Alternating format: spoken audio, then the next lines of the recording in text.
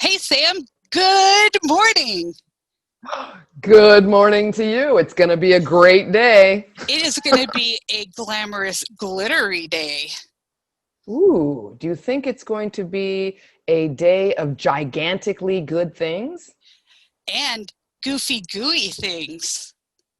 I don't want gooey things. I'll No take the gooey. goofy and not the gooey. Okay, the goo. I'm Yeah, thinking perhaps that this week we're doing G as the storytime theme. we are doing the letter G, and there are so many great words. Great. Great words. Yeah. So as we say G words, audience, you should tick mark to see how many times we work them in, because I'm giddy with excitement. It's glorious. It's going to be glorious.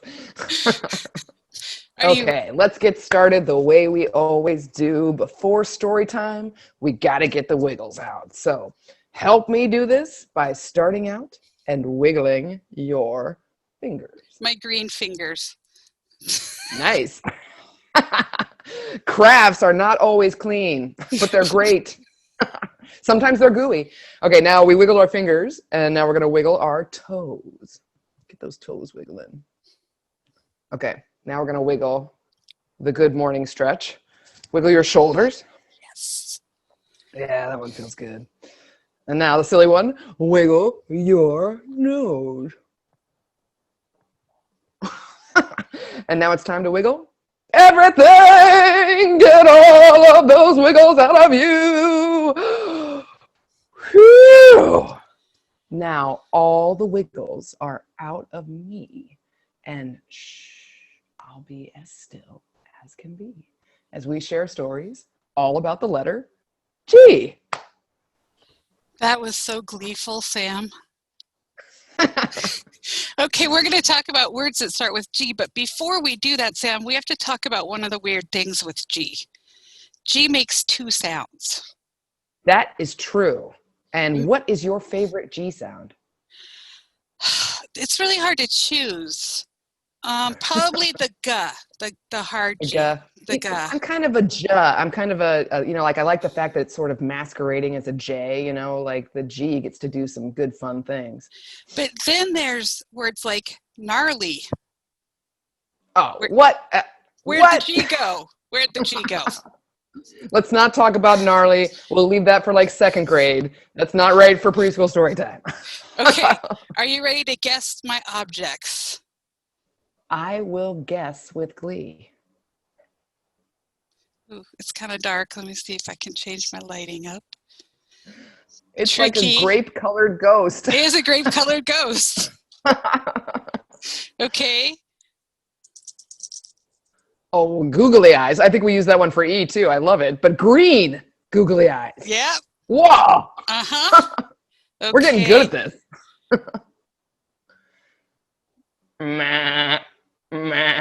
Goat, I'm thinking. Oh, now I know your family loves these. Mm-hmm. Games. Oh man, we have a huge. I should flash over to our huge collection of board games, which Byron just organized. Okay, then my friend. Oh, giraffes. I love a giraffe. They're I do such too. interesting looking animals. Yep. Okay, final. One of my favorite animals. Oh, that is my favorite G animal, gorilla. I efforted for a gorilla song and could not find one, so unfortunately no gorilla song, but we can celebrate the gorilla with vocabulary. Gorillas are great and ginormous. They are. And ginormous. And gentle. Gentle giants. Yes, gentle giants. Oh, not scary. No. Oh, we got some good G words going on, so let's put them into chant form with our favorite word chant, known as heckety peckety. Okay, let's do it. So first, one syllable. I'm going to toss goat out there because I do quite like a goat. So let's get some goat action going on. Here we go. Heckety peckety bumblebee, won't you say this word with me? Goat. Goat. Goat. Goat! Okay, two syllables. What you got? Got to be giraffe. Oh, yeah. Giraffes are delightful and glorious, so let's do a giraffe. Okay. Heckety peckety bumblebee, won't you say this word with me? Giraffe. Giraffe. Giraffe! Okay, we did one. We did two. Now we're up to 3 syllables. And I think we both have a favorite animal that fits with. Keeping with the animal theme, let's bust out a gorilla on this one. It's the best. Yeah, love a gorilla. Okay, so let's do gorilla. Heckety peckety bumblebee, won't you say this word with me? Gorilla. Gorilla. Gorilla! Ah, so awesome. 4 syllables, Amy. What you got? Are you ready for this? I'm ready. It's a hard one. Gargantuan. Ooh, that's a gargantuan word right there. Yeah. Okay, let's do it. That's a good one. Fun. Okay, so you might call it giraffe gargantuan, right? Or a gorilla. Or a gorilla. Absolutely. Okay. Get some awesome G's going on. Heckety peckety bumblebee, won't you say this word with me? Gargantuan. Gargantuan. Gargantuan! Ah! Run away! Wow. That was fun. That was super fun. It was gleeful. Did I ever use that? I already used that. It was germ-free. Storytime 2020, all germ-free. Okay, so it is time for our books this week. And Sam, it's one of your all-time favorite books. So I felt a little bad doing it because you do it so well, but hopefully I'm in the top 100 of people who read this book. I'm sure you are. What's the book? I think I might know. Bark George by Jules Pfeiffer. Yes, that's my all-time favorite picture book. Awesome. So good. Now it's time for this week's story, Bark George by Jules Pfeiffer. Bark George by Jules Pfeiffer. George's mother said, "Bark, George." George went, "Meow."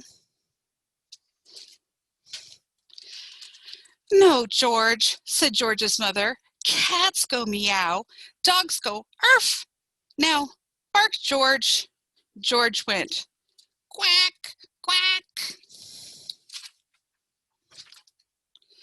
"No, George," said George's mother. "Ducks go quack, quack, dogs go arf. Now, bark, George." George went, "Oink, oink." "No, George," said George's mother. "Pigs go oink, dogs go arf. Now, bark, George." George went, "Moo." George's mother took George to the vet. "I'll soon get to the bottom of this," said the vet. "Please bark, George." George went, "Meow." The vet reached deep down inside of George and pulled out a cat. "Bark again, George." George went, "Quack, quack." The vet reached deep, deep down inside of George and pulled out a duck.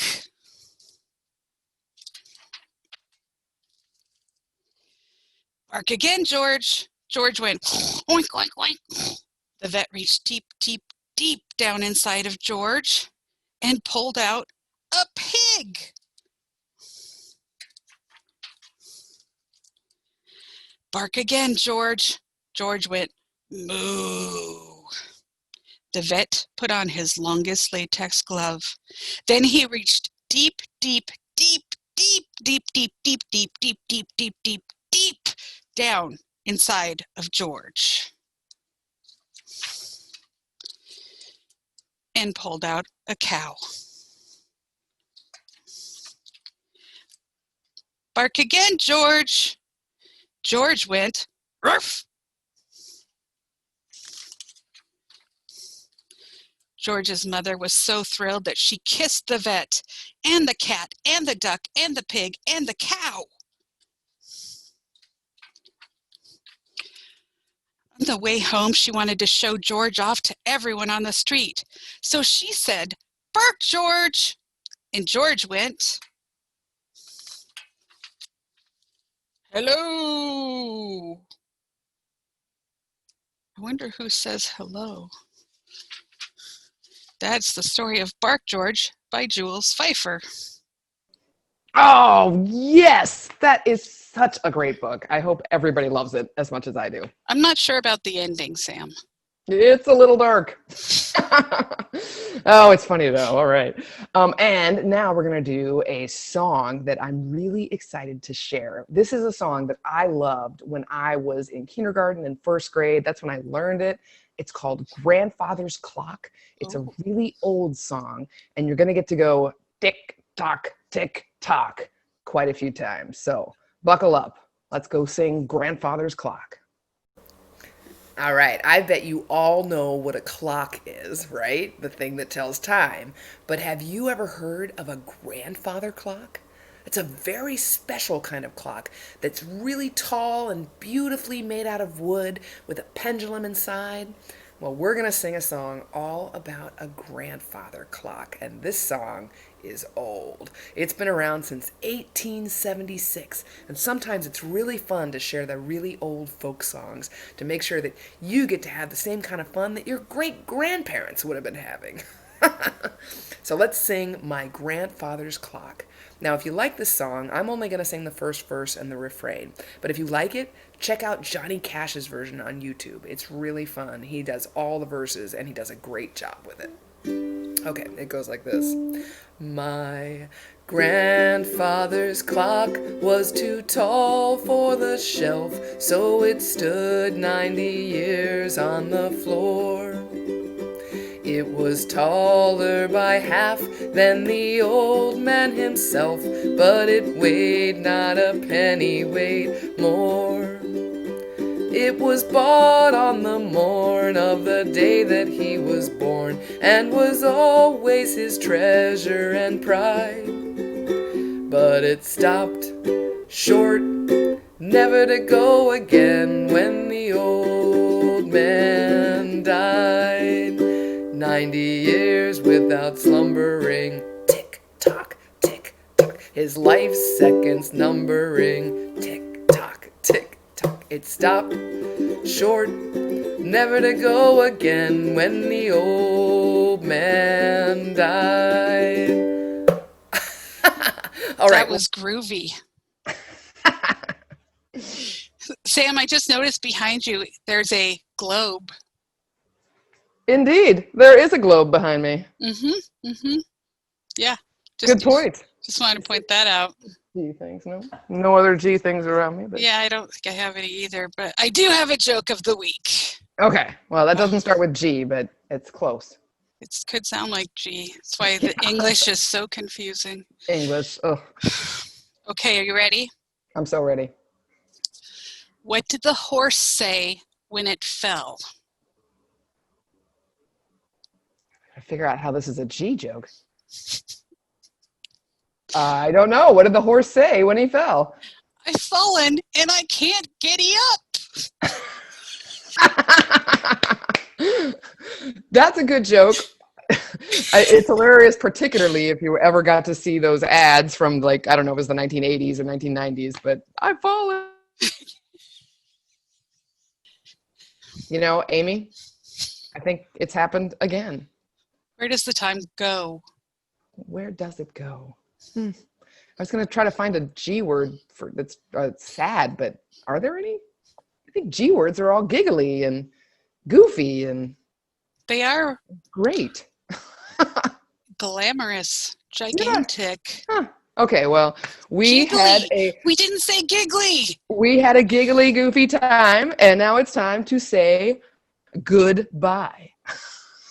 Another G.